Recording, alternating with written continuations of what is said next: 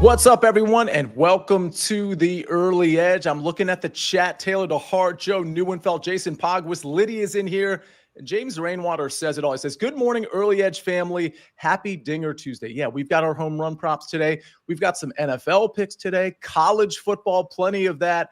MLB, soccer, you name it. We've got it always Monday through Friday on the Early Edge. Let's see how we did on the recap screen before we bring in the stars of the show. Sniper goes 1 for 2, hits the even money play. Proppy misses the TJ Hawkinson play. I hit my Bears-Vikings first half under. That was an absolute no sweat, but of course that thing opened up in the second half. We lose some of our Bears bets. Blake Cashman, I should mention, got injured early in the third quarter. So tough luck for Larry. We go 3 and 4, hit the SportsLine pick as well very, very easily. So that was good, but we lost you a little bit of money yesterday. How about we win some? Let's bring in the stars of the show here on an Early Edge Tuesday. And football never sleeps. Oh, see, I know what's happening. We got Buckets, we got Snyper, we got Tom Casale, we got Claudia. And I understand Buckets is a little busy on the phone. Claudia, welcome to the show. I know you've been on the Early Edge on the network, but I don't know that you've been on the morning show. A, how you doing today? And B, I do have a follow-up question for you. Well, Buckets, I was going to say, I'm having furniture dropped off. I'm moving into this apartment. I'm not on the phone. We're doing a show here, man. What's going on? No, the move's good. Happy to be in Florida, getting away from the winter that is coming to Boston. And, of course, happy to be with all you guys. Sniper, I want to get to you on Monday Night Football, but Claudia, if you don't mind, if you could settle a Twitter spat that Buckets and I and our followers were having yesterday. So Buckets called me yesterday afternoon. I didn't see the call, allegedly, but what Buckets didn't do is follow up the call with a text or a voicemail. Now, Claudia, does that count as an actual phone call if there's not an immediate voicemail text follow-up? I feel like it doesn't count. Because Thank you. I would think you just butt dialed me. Yeah, sorry. I side with Sia there. Thank you. See, we didn't discuss this ahead of time. This was absolutely cold, members of the jury. Buckets, your response? My response, I got nothing. I lose. I concede. There we go. I'll back down on this one. You're wrong. If you have an opinion in the chat, you let us know, and make sure you hit that like button as well. Sniper, it looked okay for Caleb Williams and company early, and then it did look like the Vikings just were the better team in the second half. Your response? Pretty much, yeah. I thought, I was pretty fired up after the first series and thought, man, this is going to be a good offense. And then it was brutal the rest of the night. Caleb was awful, I thought, pretty much the rest of the night. And I've been defending him a lot. I still think it's a bit ridiculous to say he's a bust, as I just see in the chat. One game into his second head coach and his second season, that's absurd, but terrible. So I don't have a leg to stand on in terms of defending him. And, the game overall was a gut punch. I mean, when it was 17-6 after the pick six, I thought, I assume everybody thought this one's elementary. And it's not an accident that I have the Pacers shirt on, because I wanted to have a reminder of teams that did not disappoint me constantly. So, that's only a couple of months away from NBA season. So there's that, although no Tyrese Halliburton this year. I thought Caleb was decent early, although, again, I don't think he's trusting his reads, like pre-snap. I don't think he's just seemed like Troy Aikman was really riled up about how many times he wasn't looking downfield more. Right, or at least just throwing the ball downfield when he had a guy, in a window, and that's kind of been the Caleb Williams problem. He is certainly not a bust yet, but I do think at the end of this year, if it's more of the same from Caleb Williams under the Ben Johnson era, I do think that's a pretty significant problem. If it's like this all season, he's absolutely a bust. Well, we have a pick in this game, and we have 16 more, so we'll see. But last night was very bust-like, I will say. Well, we have a pick in this Lions-Bears game later on in the show. I should say I have a pick. Tom, real quick, how you doing today? Did you come with college football? I did come with college football, but I will say this. Aikman for the last couple of years talked about Daniel Jones and how he's late on his throws. He would show that the guy was open, but he wouldn't, and Daniel Jones wouldn't release the ball. He showed a lot of that last night with Caleb Williams too. That's a problem for me. He's late on his throws. In the NFL, when a guy's open, you got to throw it. This isn't college. You know what I mean? And I don't know if that gets fixed. I really don't. We'll see. I know Ben Johnson's a good offensive coach, but I think there's a lot there for Caleb Williams to still fix in his second season. So we'll see if that happens. But I'm just glad I was working on the UAB Akron game last night, because there was about 10 times I was gonna post out, this is why Jim Harbaugh ran the ball 50 times a game at Michigan when JJ McCarthy was struggling. So I'm glad I didn't get to those posts. All right, well, let's get to some picks. Buckets, you're going to kick us off with some soccer. Absolutely. And Sniper, I had no idea you were a Bears fan, so I'm sorry about the loss yesterday, brother. I stand with you in solidarity there. Real quick, Buckets, you hit your interception prop. Everybody turn your notifications on. The coin hit it again. JJ McCarthy, INT. Buckets, go ahead. I didn't do anything. I flipped a coin. It landed heads. I said, take McCarthy to throw an interception. The usual standard when it comes to me betting NFL. But I like to think that my research matters when I bet on soccer. It doesn't always work that way. So no coin involved. Just a warning. This is just straight facts, numbers, and vibes off of this play. We've got Norway taking on Moldova in the World Cup qualifiers this afternoon. Moldova is one of the worst defensive sides in the entirety of the World Cup qualifiers. They're alongside of teams like San Marino and Gibraltar. They've conceded 14 goals over their first 4 matches. When they played Norway on the reverse fixture, Norway on the road beat them 5-0. Norway have Oscar Bob. They have Erling Haaland. They have Martin Odegaard. This is a team that on paper should win this game by 6 or more goals here, which is why I love the team total, going with Norway over 3.5 team total, which means Norway have to score 4 goals by themselves. I know that's a big number, but one of the best possible offenses versus one of the possible worst defenses. It's something I have to take. And I'm just hoping that Norway do what they've done time and time again, and that is put in some damn goals, Sia. I love the over on this one. All right, we're taking the over on 2 names and countries I can pronounce. Buckets, thank you very, very much.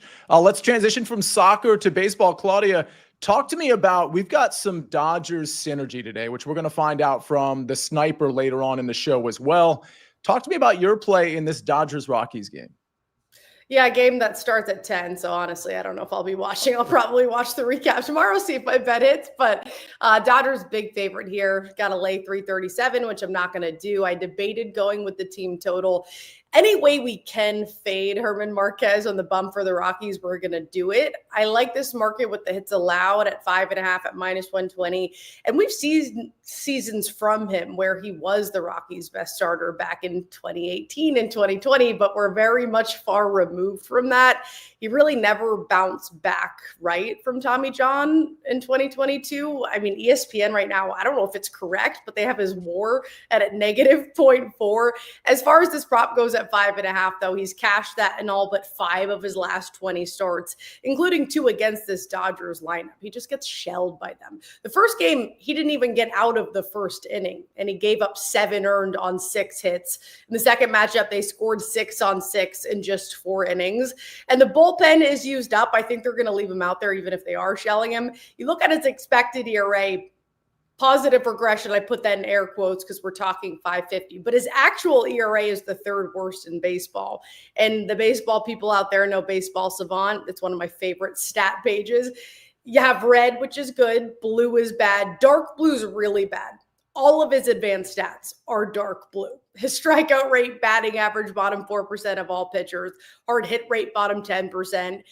They're hitting over 300 against him, slugging over 500. He's only thrown over 12 innings since All-Star break. He has a ERA just under 11 at 10.95. So any way you can fade him, you should. I'm going to go with the hits market. I like the Dodgers team total. I obviously like the Dodgers to win this, but you have to go run line. I think it's pretty safe to say that he gives up 6 or more.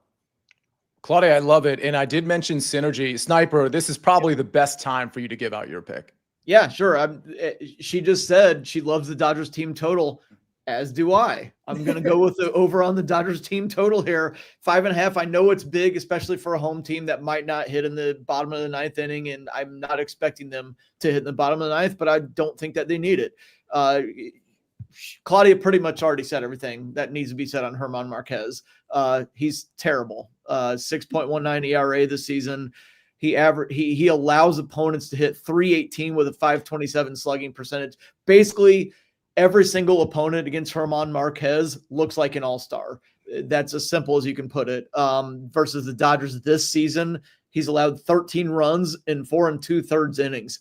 That's not very good. We don't need a Baseball Savant page to point that out. And the other thing for me that kind of stood out is the Dodgers offense has been really bad the last week or so. I feel like they're just lying in the weeds. They're ready to bust out. They're too good to continue to hit so poorly. And I think we're in for a little bit of an evening out here. I think the Dodgers are going to bust out pretty early in this one. And I don't have that much more to say because Claudia said all the good stuff. Yeah, she did. You did. Lydia is mentioning the elephant in the room, Sniper, that the Dodgers bats have been asleep. I mean, they had to escape with a win yesterday. At least it felt like. I mean, they were up. They ended up winning 3-1. There was a lot of situations where there were runners in scoring position that they just didn't come through. A lot of times there's variance on the other end of that. But it's a valid concern, but it is, as Claudia said, Sniper, it's Herman Marquez on the mound. So, that's a sort of a get-right spot. And again, I just feel like they have too much talent to keep hitting this poorly. So that's part of it. It's Claudia, baseball. Like, everybody's saying the bats are asleep. Yeah, okay, the bats fall asleep, but the guys in the lineup are still there, so I'm not too worried about it. And he personally against this lineup never fares well. So Agreed. I think we should be okay. I mean, clip this. If we're wrong, we're wrong. But yeah. The numbers this has SGP written all over it, the way you guys are handling this. And I happen to know on SportsLine there's some people who are just laying the run and a half, which is still really juicy at minus 145, but certainly a lot of people jumping on this, which obviously makes sense given the matchup. Let's talk about, speaking of SGPs or parlays in general, let's talk about BetMGM and some of their boost. BetMGM players will receive an MLB parlay boost. Just make a parlay with MLB bets and you'll get extra winnings if it hits only at BetMGM. We got a lot of baseball questions, soccer questions, but let's take a look at the SportsLine picks before we get to those, and a lot of football that we still have to talk about today. Matthew Golden, this one's from PropStars, and it's for Thursday night football. Matthew Golden, under 18.5 yards, longest reception. This is minus 110. That's when the Commanders travel to Green Bay. That one courtesy of PropStars. Spencer Strider, under 6.5 Ks at minus 145. That one courtesy of Prop Bet Guy.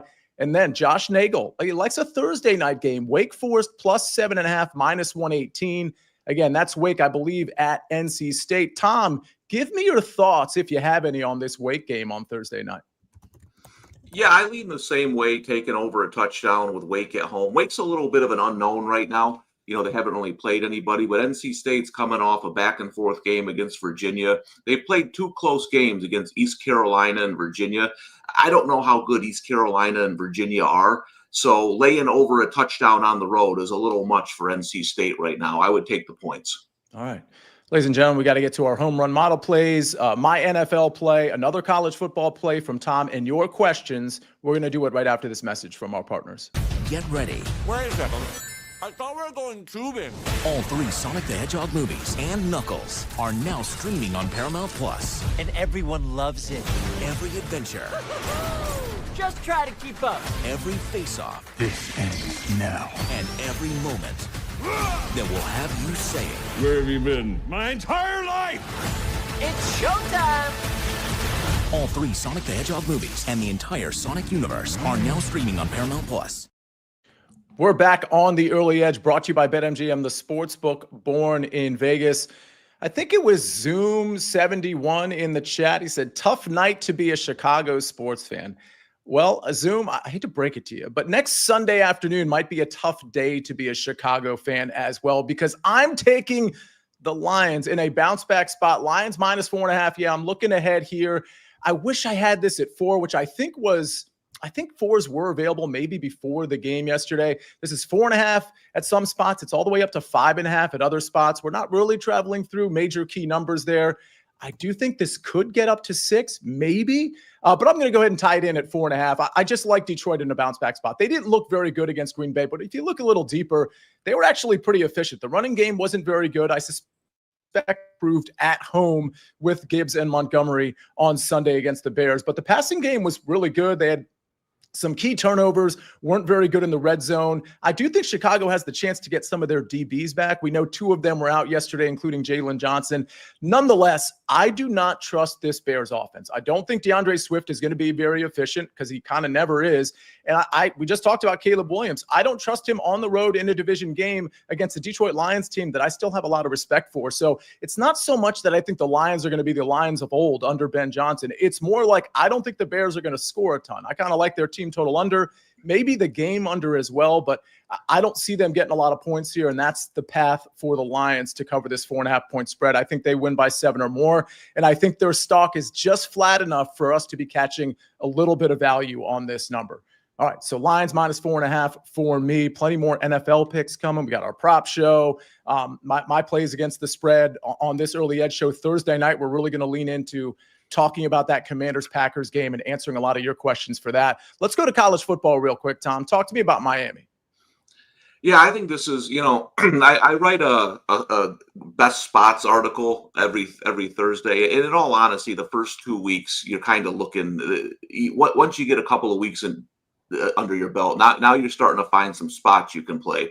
This is the best one of the season so far for me. South Florida coming off the win against Florida, huge win. They opened the season, Boise State, at Florida, now at Miami. That is a tough spot for a South Florida team. I know they revamped their defense and it's looked good, but they're going to be taking on a different animal now in the trenches with Miami. Whatever you think about Florida, they don't have the offense and defensive fronts that Miami has. And you saw that against Notre Dame in a game that wasn't even really that close. Miami just pushed Notre Dame around. That's my worry for South Florida here. The other thing is you're looking, I gave this out at 16.5. Florida closed minus 18. There's not a person on earth who has Florida rated higher than Miami in power rankings. So now because of last week's win, you're getting a little value on the number here. The worst for this game, the worst thing that happened to South Florida is they won last week because Miami has Florida next week. But now there's no way they're looking ahead. And Mario Cristobal, he's an old school Cane. He doesn't like to lose to Florida teams. That was back in the day where they took that personally. I think, you look at this game and you look at South Florida and you're thinking about taking the points. I think that's going to be a mistake about midway through the second quarter. I think Miami blows them out here. That is really interesting given just the attitude towards South Florida coming off their first 2 wins. This does seem like, Tom, like the very sharp play. Let's get to buckets. We got some soccer questions that we're going to lead with, but let's get to the MLB home run model first. Ben pulls that up right away as usual. Give a shout out to Ben in the chat. Make sure you smash that like button. The Inside the Lines top MLB home run plays: Yordan Alvarez, Junior Caminero, Nick Kurtz. Now we've got plus 315 versus plus 425 on Alvarez, plus 230 versus plus 330 on Caminero, and plus 270 versus plus 300 on Nick Kurtz. Sniper, what do you like here?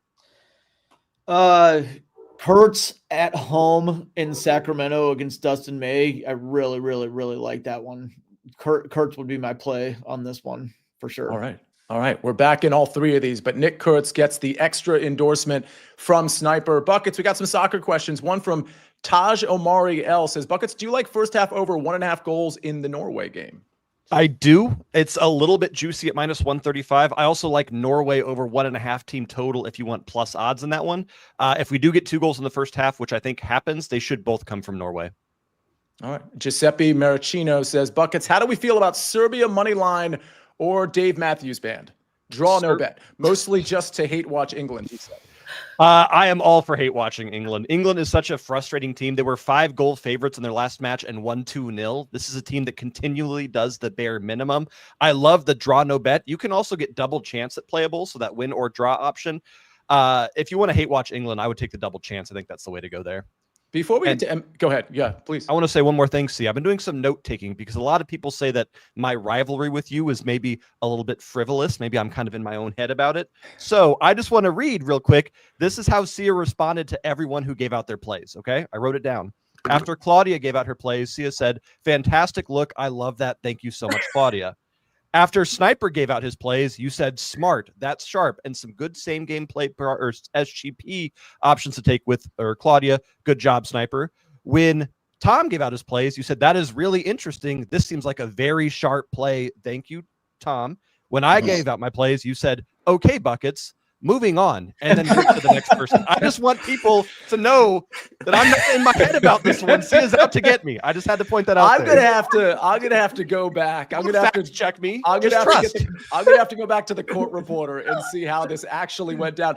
I thought I said thank you for not giving me names that I couldn't pronounce, but maybe I'm wrong there. Yeah, I'm gonna gaslight you here. You're wrong. Don't check. Don't check. Connor Johnston, CLE fan in the chat, loving the back and forth. I do think Buckets was legitimately offended at the non-pick of the phone call, which I allegedly didn't see. I actually didn't see it. The Again, reason there's got to be it follow-up. offended me was I called you, you didn't answer the call, and then tweeted 30 seconds later, which I assume was from your mobile device, which means you saw the call. Wait, mobile ignore. device? Come on, man. What? Sniper, that's what you're taking out of this? Not the fact that Sia's ghosting me? Thank you, Sniper, for changing the subject. I do appreciate it. Claudia, can I ask you, before we get to some of these MLB questions featuring Big Cheesy, sports fan Steve Folkert's out of time, it's Adam Sox Nation. Your thoughts on the Detroit Lions play, -4.5? It does feel like I'm going over a couple of key numbers here. Like, I wish I had it at 4, obviously something like 3. I like it in like a money line parlay situation, certainly, but is 4.5 too many points in your book? The 4 sacks concern me because the big storyline around this Detroit team, of course, was in the trenches and their offensive line specifically. So that worried me a little bit. I know the Packers pass rush is good. The 4.5 number is a little bit weird. Yesterday on Spotlight, I actually went the other way. And I said, if the Bears look good tonight, then the line's going to move in their favor. Now's the time to jump on it. Obviously, that is not the case. So as far as Detroit goes, I have a lot of futures on them. I think they could win the Super Bowl roster-wise constructed, but as deep as their running back room is, to have under 50 rush yards in that game was really concerning to me. And if the pass pro's not there, obviously that's not a good recipe. Overall, I think the team is good enough definitely to cover. Week 2 is also just sort of weird though, because we're going to overreact to what we saw in week 1, or do we just wipe that away and look at what we know from this team and what we said all preseason. So yesterday I did actually fade your play, but today I don't feel as good about it. It was more so just trying to get ahead of the market move, which we're not seeing now. So I would tend to lean in your favor after what we saw last night. Yeah, I think the only response I'd have to that is, I think you're right on all of that. I do think going home, I think not having Ben Johnson is going to be a big deal, but going home, I think it's just going to look a lot different for Detroit, specifically on offense, especially when you get Jared Goff at home, although the conditions were fine. Big Cheesy says Jose Ramirez over 1.5 hits, runs, RBIs at -125. Sports fan says Cubs first 5 +130. Sniper, your thoughts there? Jose Ramirez. I'm trying to find where the Guardians, Royals at home. Against lefty. Yeah. I mean, it's hard to ever go against Jose Ramirez there. Yeah, cool. Buckets is calling me now. I mean, what's happening? You better follow up with the Ramirez text. has been on he's a hit streak right now. 1, 2, 3, 4, 5 straight, 2 of them with multi-hit. So, I mean, he could even get there. What is it? What's the line? 1.5 hits, runs, RBIs at -125. I mean, you can cash that with hits alone. Yeah, Yeah. very reasonable. What was the other one? The Cubs. Cubs first 5 +130. I'm not really feeling the Cubs right now, but it might just be me being in a gloomy mood because of the Cubs and Bears losing last night. However, the pitching matchup does look good there. Cade Horton has been outstanding pretty much all season, but especially since around the start of July. And Spencer Strider for the Braves, just something seems broken. Yeah. So Cubs first 5 is reasonable. And that kind of plays into to prop bet guys SportsLine pick in the under 6.5 strikeouts. Steve Folkert says D-backs Giants under 7.5. Gallon, pitching great lately. Yes. Any thoughts on that 7.5? I'll go to you, Sniper, and then you, Claudia. Yeah. And I mean, at San Francisco, unders always seem reasonable. And like Steve said, Gallon's been great. Last 3 starts, he's been really, really good. So yes, I like that one. Claudia? Yeah, I mean, I didn't really look at this game, but off the bat, I mean, it's a low number, but I'd probably still lean under because Gallon has looked pretty good. All right. Let's do a couple of more questions here. It's Adam says, Buckets, Serbia hosts England. What do you think of both teams to score -105? I This is the same one that we just said we wanted to watch England and hate watch them. I wouldn't take it. England does play very, very good defense, which is one of the reasons they're so frustrating. This is a team that if they go up 1-0 early, they are going to sit back and park the bus and do nothing, which is so frustrating considering how good their offense is. I don't know how to bet this one. I think there's better value in betting on matches like France and Ireland, taking the over, or Hungary and Portugal, both teams to score. This is not the game I think we should be focusing on in terms of making money on these matches. Extremely smart answer. Really gifted response from our gifted early edge analyst. I'm taking notes. Snyder. I'm taking notes right now. Also taking notes. Thank you, Buckets, so much for that response. Of course. Sox Nation, Sia, do you like the Commanders plus 3.5 on Thursday? I do kind of like it. I don't think I'm going to take it, though. I'll probably be investing in props in that game. Anybody on the panel have an opinion on that Thursday night game? Tom, Claudia, not Buckets, Snyper. Go ahead, Tom. Yeah, I like McLaurin in this game. Okay. You know, he had kind of a light week one. I'm not going to overreact to 1 week. I don't know if the Packers defense is quite that good. We'll see. Week one, listen, the way they play preseason now, you know, you get a team like the Lions who they don't play anybody in the preseason, nobody. And you get that week one game and they look like that. You can't overreact. So I think Washington will have more success offensively than Detroit did in week one. Yeah, Washington's really interesting in the prop department as well, because I do think Jaden missed McLaurin on a couple of plays, and they tend to scheme McLaurin open on some deep shots too. So it wouldn't surprise me at all if he gets his receiving yards number in just a couple of catches. I think that's a really interesting comment there. All right, let's close with the following question. Oh, go ahead, Claudia. Quick there too, Sia. Yeah. Somebody brought up, I forget who said it, but the injury report for the Packers too. Jaden Reed and Matthew Golden both questionable. Aaron Banks, their guard. So Zach Tom too, their right tackle. So there's a lot of injuries there to keep in mind. Yeah, fair enough. Short week, of course. Yeah. And Washington, as Taylor DeHart is mentioning here, pretty clean on the injury report there. So that's certainly helpful. I would lean to the 3.5. I think Washington could absolutely win the game. So 3.5 is a lot of points. But right now, I'm just staying away from it. Last question here from Steve Folkerts, because this is kind of a key game, Sniper. Phillies, Mets. Phillies money line is -130, which looks really reasonable other than the fact that the Phillies have some injuries, some guys not playing. Any thoughts on that game? Still don't really trust Sean Manaea. Something doesn't seem right with him. I really like Ranger Suarez. He bounced back with a very good outing against the Brewers last game. So yeah, the Phillies run line would be probably my play on that. But like you said, Trey Turner's injured, and they only scored 1 run last night. I would lean toward the Phillies, and the Phillies run line seems, as you said, reasonable. But, it's difficult because, you never know. Sean Manaea could bounce back. It's a tough one. But I just doesn't really have depth. I mean, I'm also just pissed at the Phillies because I had Mets first 5 yesterday, which they totally should have won, but nobody scored except the Phillies got 1 in the second. Like, that's what's so frustrating about baseball, because we're stat people, right? And Aaron Nola has looked absolutely awful. And, the Mets had a stud rookie on the bump who's been shoving, and nobody scored anything except for the Phillies in that second. So I tend to agree. I think the depth for Manaea is a little bit of an issue. And I'm just mad at the Phillies, so I don't want to put my money on them. All right. By the way, Liddy's in the chat, and Liddy is on Bucket's side. He says, Sia ghosted me too, Buckets. I didn't even know that. See, I miss things. I miss things all the time. I didn't even know I ghosted you. So you have to tell me how and why, or when you got in touch with me, because I know you. And if I ghosted you, if I ghosted anybody, I promise you it is not intended. Shoot, Buckets, now you're kind of like making a little bit of a comeback here, because apparently I'm that guy. Buckets looks like the kind of guy that would call you while in the same room and watch you answer the phone is a good comment. I am a fan of that one. Oh, that is great. Real quick, Claudia, you cover so many things. You're going to be hosting a lot of the Early Edge network stuff. You'll be on this show, of course. Japan has a question. Do you have any early UFC plays? Yeah, I've been seeing a lot of those questions. Today, I'm going to be capping UFC. It's my birthday. And 29 means doing a show, getting a coffee, going to Home Goods, and capping UFC and a little bit of baseball. So I'll have those today, guys. Oh, my gosh. How did we... 29.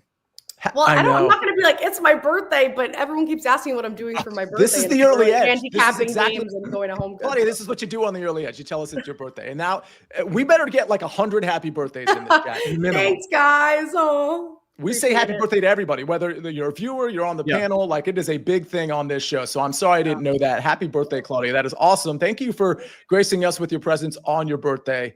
Buckets, what are you laughing at? I just remember when it was my birthday last month. I made such a big deal of it. I made sure that everyone on the show knew before I came on. I had Ben ready with the confetti, and I just did it differently, I guess. Maybe not a bad thing. Maybe. And remember, Buckets and our birthdays are only like 2 or 3 days apart. Oh, I didn't remember that. Yeah, Sniper, I remember celebrating your birthday. I don't really remember Buckets' birthday. Whatever. Better take some more notes, Buckets. Yep. Yeah. Happy birthday, Claudia. That's what I was trying to get Thanks, to. guys. A lot of happy to you.